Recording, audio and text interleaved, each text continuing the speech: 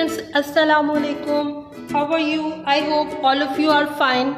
Today we are going to review and revise our letters that we have learned in previous pages, and this is page number 12. Here is K, A, E, D, G. Color the correct initial sound for each object.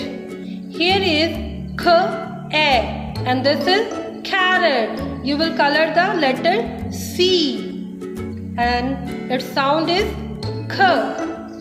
Here is C and O, K, O, and this is onion.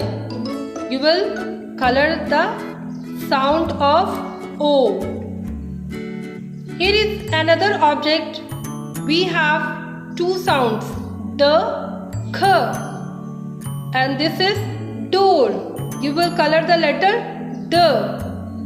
Here is one more object, and we have two sounds of two letters, G, K, and this is gift. You will color the letter G. Now come to the second attempt. Write initial sound of the given pictures. Here are some pictures and here are some sounds. You will write the sound like this: A, ant; G, grapes; O, orange; K, car; D, doll. Dear parents, please help your child to solve this page.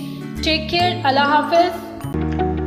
Dear students, please subscribe our channel, press the bell icon, like, share and comment the videos. Thank you very much.